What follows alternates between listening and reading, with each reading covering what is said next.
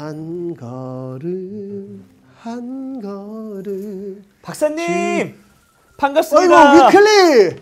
이야 위클리 이게 얼마만입니까? 아이고 오랜만이에요 박사님. 아니 잘생겨졌어. 아유 그럼 감사합니다. 뭐 하고 계셨어요 박사님? 예 이번에 우리 빌리가 시작한 우리 복음 탐험 우리 내용 다시 한번 살펴보고 있었습니다.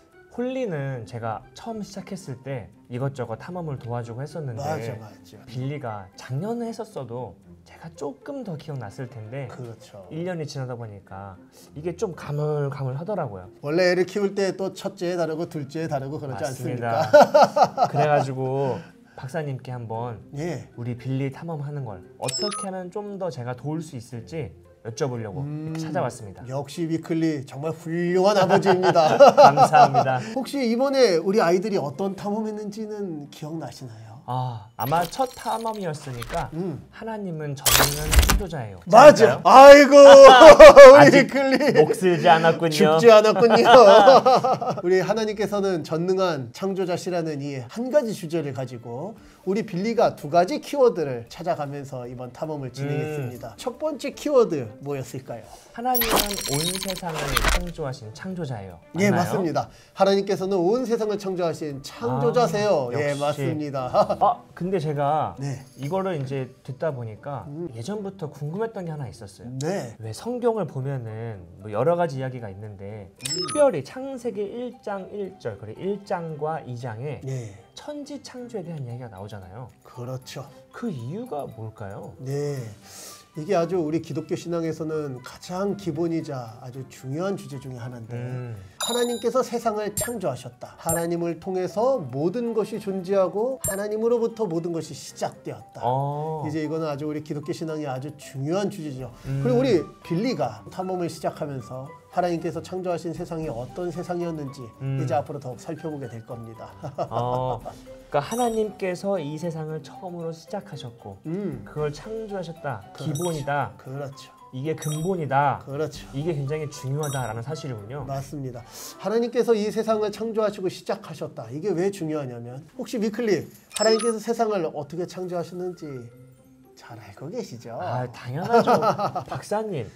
하나님께서 말씀으로 6일 동안 창조하시지 않으셨습니까? 6일 동안 창조 아주 중요하죠. 정말 다행이라 생각합니다. 네. 하나님께서 만약에 창조를 하루만 하셨다면 저에게 일주일은 단 이틀밖에 없는 거 아니겠습니까? 다행히 6일 동안 창조하셔서 일주일이라는 시간이 있으니 얼마나 다행이지 않습니까? 그래 좋네요. 하나님께서 6일 동안 창조하셨다. 이제 이 말씀에는 아주 중요한 원리가 담겨져 있습니다. 중요한 원리요? 예, 하나님께서 창조하신 세상을 잘 살펴보면 처음 3일 동안은 이 혼돈 가운데 있었던 세상에 질서를 부여하시고 그리고 이후에 3일 동안은 하나님께서 만드신 그 질서 위에 아주 의미와 생명의 충만을 불어넣으심으로써 공허 가운데 있던 이 세상을 하나님께서 의미로 생명으로 가득하게 하시는 창조를 이루셨죠.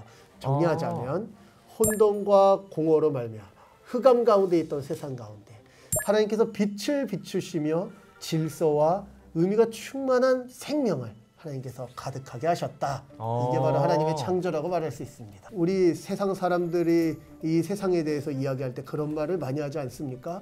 앞날이 어떻게 될지 하나도 모르겠어. 맞아요. 혼란스러워. 맞아요. 예, 실제로 우리가 살고 있는 이 세상은 하나님을 떠나서 혼돈 가운데 가득한 세상과 같습니다. 그뿐만 아니라 아무리 열심히 무언가를 해도 도대체 어떤 유의미한 의미가 될지를 사람들이 늘 궁금해하곤 하죠. 그것 때문에 고민이 많고요. 네, 공허 가운데 가득한 삶을 살고 있다고 말할 수 있겠죠. 그런데 하나님의 창조를 살펴볼 때 원래 이 세상이 어두운 가운데서 혼돈과 공허로 뒤죽박죽하였으나 하나님께서 질서를 부여하시고 생명을 충만케 하시며 의미 있는 세상을 창조하셨다는 게 우리가 하나님을 믿을 때 우리의 삶이 어떻게 되어질지 우리가 영원히 어떻게 살게 될지를 또 알려주는 중요한 신앙의 내용이라고 생각합니다. 그냥 단순하게 하나님이 이 세상을 창조했다로 끝나는 게 아니라 앞으로 너의 삶에도 그 창조가 가득할 거야 라고 알려주는 되겠네요. 예, 좋습니다. 감사합니다. 박사님, 그러면 이제 두 번째 비밀은 어떻게 이야기하면 좋을까요? 예, 혹시 두 번째 비밀 뭔지 알고 계십니까? 두 번째 비밀이 하나님께서는 말씀으로 세상을 창조하신 전능하신 분이에요. 예, 맞나요? 정답입니다. 하나님께서는 말씀으로 창조하신 전능한 분이세요. 예, 정답입니다. 아직 듣지 않았어요. 하나님께서 말씀으로 세상을 창조하셨다. 이게 또 우리 기독교 신앙에 아주 중요한 의미가 되죠. 어떻게 중요하죠? 하나님께서 말씀으로 세상을 창조하셨다. 이 말이 조금 생소하지 않나요?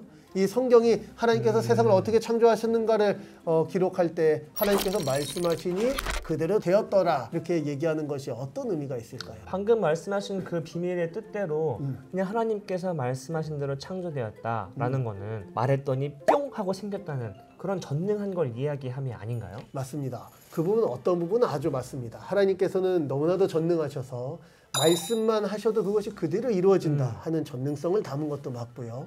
그런데 혹시 우리 위클리도 하나님께서 가장 처음 창조하실 때 무엇으로 시작하셨는지 잘 알고 계시죠? 하나님께서 첫째 날 빛이 있으라 하셨죠. 맞습니다. 저는 이 말씀을 보면서 이런 생각을 합니다. 오늘날 빛에 대해서 설명하라고 하면 이제 빛의 여러 가지 속성들을 우리가 이야기해 볼 수 있습니다.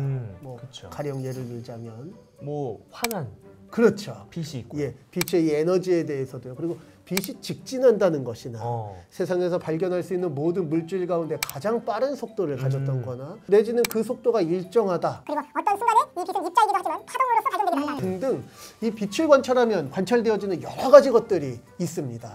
그런데 그렇죠. 하나님께서 빛이 있으라 말씀하시자 빛이 그대로 발생하고 구현되고 생겼다는 것은 이 빛의 속성뿐만 아니라 빛이 어떻게 다른 여러 가지 이후의 순서들의 연관이 있으며 어떤 영향을 줄지를 하나님께서는 이미 그 큰 그림을 가지고 하나하나 계획대로 창조하셨다는 의미도 되죠. 그러니까 하나님께서 빛이 있으라 라고 말씀하셨을 때 그 빛이 나는 이렇게 태어날 거야, 난 이렇게 태어날 거야 하는 게 아니라 그렇죠. 하나님께서 가지고 계신 그 빛에 대한 지식으로 이러한 빛을 만드셨다라는 거죠. 정확합니다. 이것을 약간 어려운 말로 전지성이라고 하고요.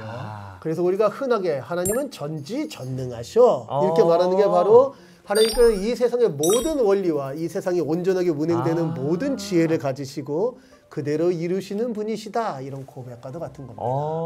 하나님께서는 모든 걸 알고 계시고 그렇죠. 모든 걸 할 수 있다. 그런 뜻이었군요. 네. 그런 하나님께서 말씀으로 세상을 창조하셨다 이렇게 이야기할 때 오늘 우리에게 이것은 정말 놀라운 은혜의 믿음의 내용이 됩니다. 오늘도 우리에게 좋은 믿음이 된다고요? 예, 그렇습니다. 왜냐하면 성경은 처음 창세기에 하나님께서 말씀으로 세상을 창조하셨다고 말할 뿐만 아니라 그 이후에 말씀이 육신이 되셔서 이 땅에 오신 분 예수 그리스도 맞습니다. 예수님을 말씀하고 연결하고요.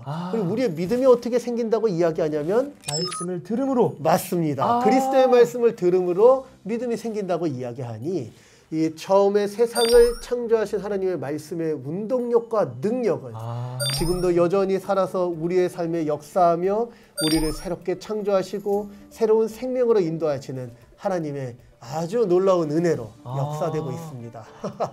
그렇다면 아까 박사님께서 말씀해 주신 하나님의 전지전능한 그 능력이 세상을 창조할 때뿐만이 아니라 우리 각 사람에게 그 모든 앞날과 우리 어떻게 살아가야 될지 몰라 막막해 했던 그 모든 것들을 다 알고 계시고 또 어떻게 가장 아름다운 모습으로 이끌어 가실 그 능력으로 가는 그 말씀이 지금도 우리에게 있다는 사실. 맞아요. 그걸 생각할 때 여전히 하나님께서 우리에게 말씀을 주시고 말씀으로 은혜의 길로 인도하신다는 것은 우리에게 큰 은혜죠. 그렇게 따지면 우리가 지금 읽고 있는 성경이 굉장히 큰 의미가 있겠네요. 맞습니다. 맞습니다. 결국 이 복음 탐험대에 우리 빌리를 동참시키고 이미 복음 탐험가가 된 우리 홀리를 더욱더 독려하는 이유는 영원히 변하지 않고 언제나 우리 곁에 있는 이 하나님의 말씀을 통해서 날마다 은혜를 누리게 하려는 목적 가운데 이루어지는 거죠. 오늘 또 이렇게 이야기를 들으니까 당장 가서 빌리와 홀리와 함께 성경책을 읽어야겠네요. 예, 너무너무 좋은 결단이고 좋은 도전이라고 생각합니다. 자녀들과 함께 성경 말씀을 읽으면서 다시 한번 확인하고 그 의미를 물어볼 때 우리가 정말 전수하고 싶은 우리의 가장 귀한 것, 이 신앙의 유산을 우리 다음 세대에게 전수할 수 있을 것이라고 생각합니다. 아, 감사합니다, 박사님. 역시 우리 위클리 너무너무 훌륭합니다. 아주 제 마음이 너무 기쁘고 흡족합니다. 감사합니다. 박사님 덕분에 오늘 빌리가 했던 탐험 어떻게 해야 될지 조금 생각이 나는 것 같아요. 네, 좋습니다. 우리 또 다음에 빌리가 탐험을 마치고 나서 함께 모여서 다음 탐험 이야기를 나눌 때까지 이제 가정에서 위클리는 아빠로서 우리 빌리와 홀리를 위대한 복음 탐험가로 세워가시기를 부탁드립니다. 알겠습니다. 우리 같이 한번 외쳐볼까요? 임마누엘! 임마누엘!